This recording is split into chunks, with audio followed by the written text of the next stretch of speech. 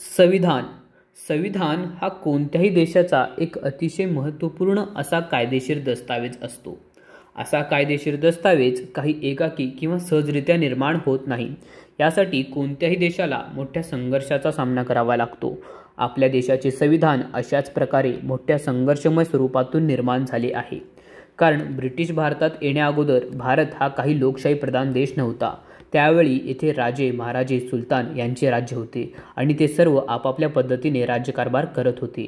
तर भारतीय समाजात लोकशाहीची मूल्ये समाज जीवनात तसेच राज्यक्षेत्रात कशा प्रकारे रुजत गेली आणि भारतात लोकशाहीची भावना कशी वाढत गेली हे जाणून घेणे अतिशय महत्त्वाचे आहे। तर संविधान निर्मितीचा प्रवास आपण दोन भागामध्ये बघू शकतो। पहिला म्हणजे 1857च्या अगोदरचा आणि दुसरा म्हणजे 1857च्या नंतरचा संविधान निर्मितीचा भाग।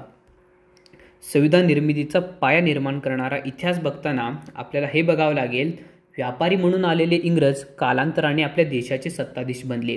इंग्लंडमध्ये राजेशाही असली तरी ते येथे लोकशाही प्रणालीनेच राज्यकारभार चालवत होते। त्यामुळे त्यांनी भारतातील राज्य कारभारावर नियंत्रण ठेवण्यासाठी आपल्या ब्रिटिश पार्लमेंटमध्ये विविध कायदे बनवून ते आपल्या अधिकाऱ्यामार्फत येथे लागू केले। यासाठी पहिल्यांदा इंग्रजांनी रेग्युलेटिंग ॲक्ट 1773 हा कायदा बनवला। भारताच्या संविधान निर्मिती प्रक्रियेतील हा सर्वात पहिली पायरी होती। या कायद्याच्या तरतुदीनुसार बंगालचा गव्हर्नर जनरल हे पद अस्तित्वात आले। लगेचच 1774 मध्ये सुप्रीम कोर्ट ऑफ कलकत्ता स्थापन करण्यात आले।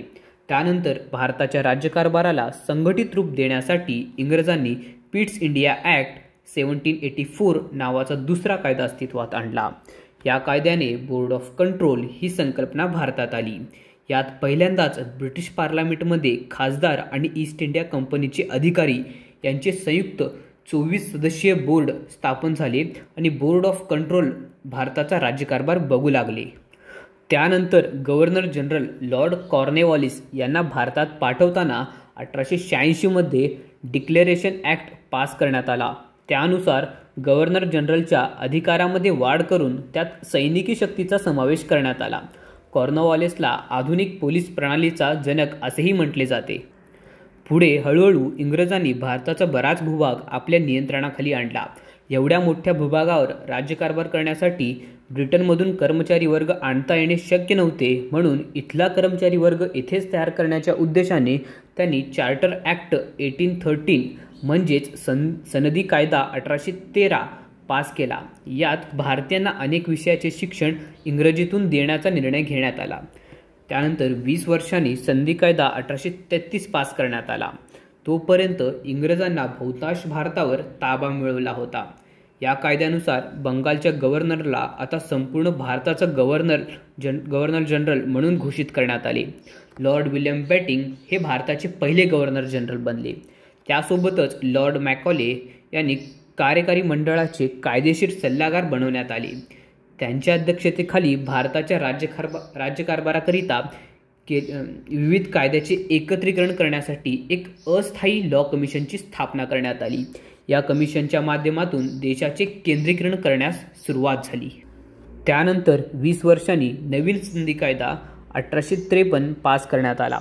हा शेवटचा चार्टर ॲक्ट होता। यात लॉर्ड मॅकॉले यांच्या अध्यक्षतेखाली बनलेल्या कार्यकारी मंडळाला स्थायी स्वरूप देण्यात आले। भारतात वाढत असलेल्या साम्राज्यासाठी इंग्लंडमधून आणलेले सनदी अधिकारी परवडत नव्हते। त्यामुळे इंग्रजांना प्रशासकीय सेवेतही भारतीयांची गरज वाटू लागली। त्यासाठी भारतीयांना सनदी सेवेसाठी स्पर्धा परीक्षेमध्ये सहभागी होण्याची परवानगी या कायद्यानुसार देण्यात आली। त्यानुसार 1864 मध्ये भारतीय सिव्हिल सेवेत भरती होणारे पहिले भारतीय रवींद्रनाथ टागोर यांचे मोठे बंधू सत्येंद्रनाथ टागोर हे झाले। तर सत्येंद्रनाथ टागोर यांची नियुक्ती मुंबई प्रांतात झाली। त्यानंतर 1857चा उठाव झाला। 1857चा उठाव इंग्रजांनी कसाबसा दाबला, परंतु त्यानंतर उठावाचे प्रमुख कारण असलेल्या साम्राज्य विस्तार आता यापुढे भारतात करायचा नाही अशा प्रकारची तरतूद असणारा 1858चा कायदा इंग्रजांनी पास केला। त्यामुळे आता भारताची विभागणी दोन भागात झाली।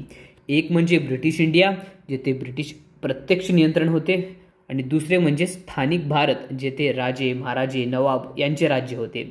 मात्र या राजे महाराजे नवाब यांच्यासाठी सल्लागार नेमून इंग्रजांनी त्यांच्यावर अप्रत्यक्षपणे नियंत्रण ठेवलेच होते. 1858च्या कायद्याने ब्रिटिश पार्लमेंटने भारताच्या राज्यकारभाराची सर्व सूत्रे ईस्ट इंडिया कंपनीच्या हातून काढून आपल्या हाती घेतली. ब्रिटनमधून भारताचा राज्यकारभार बघण्यासाठी भारत सचिव, ज्याला नंतर भारत मंत्री असे एक कॅबिनेट दर्जाचे पद निर्माण केले गेले. लॉर्ड स्टनले भारताचे पहिले भारत मंत्री बनले. त्यांच्या सहकार्यासाठी 15 सदस्यीय भारत परिषद बनवण्यात आली. इंग्लंडमध्ये इंडिया ऑफिसमध्ये बसून ते भारताचा राज्यकारभार बघू लागले. मात्र त्या इंडिया ऑफिसचा खर्च भारतातूनच जात होता. ब्रिटिश इंडियामधली शासन व्यवस्था गव्हर्नरच्या माध्यमातून बघितली जाऊ लागली तर स्थानिक भारतावर लक्ष ठेवण्यासाठी व्हाईसरॉय नावाचा एक नवीन पद निर्माण करण्यात आला. लॉर्ड कॅनिंग हे भारताचे पहिले व्हाईसरॉय बनले. तर आता आपण 1858 म्हणजेच 1800 नंतरचा भारतीय संविधान निर्मितीचा प्रवास बघूया. तर 1858च्या उठावानंतर घाईघाईत जो 1858चा कायदा आणण्यात आला त्यात प्रसिद्ध असा राणीचा जाहीरनामा होता.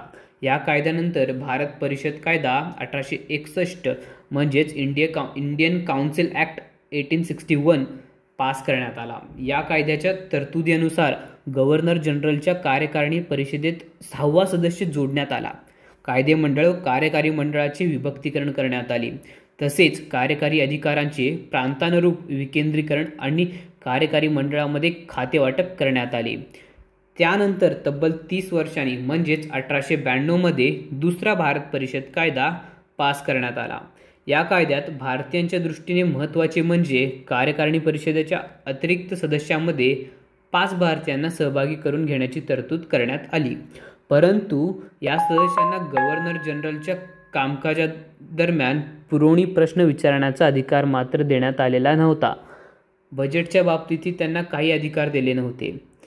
म्हणजे ते एक प्रकारे शक्तिहीन सदस्य होते.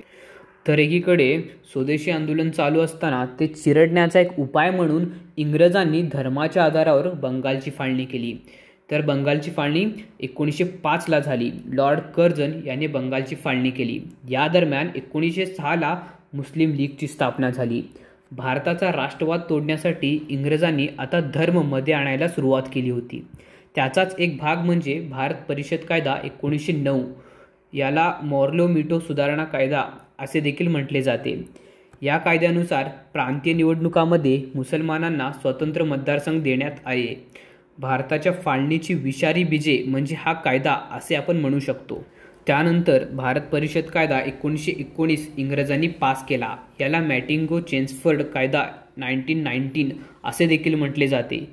या दरम्यान राजकीय परिस्थितीत बराच बदल झालेला होता. पहिल्याच विश्वयुद्धात भारताने इंग्रजांना मदत केली होती. त्यामुळे या कायद्याकडून भारतीयांना खूप अपेक्षा होत्या. परंतु या कायद्यानेही भारतीयांची घोर निराशा केली. केंद्रात द्विसभागृहाच्या तरतुदीसह प्रांतीय विधानसभेची तरतूद या कायद्यात करण्यात आली.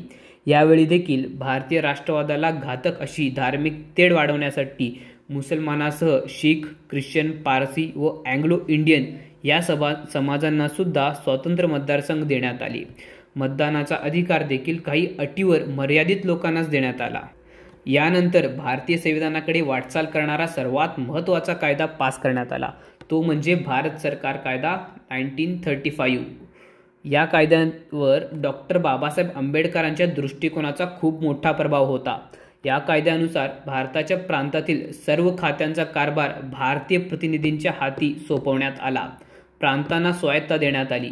या कायद्यामुळे भारतात अंतर्गत स्वशासनाचा पाया रचला गेला. या कायद्यात 321 अनुच्छेद व 10 परिशिष्टे होती. भारतीय संविधानात या कायद्याचा बराचसा भाग जशाचा तसं घेण्यात आलेला आहे. तर हा व्हिडिओ तुम्हाला कसा वाटला हे नक्की कमेंट्समध्ये कळवा.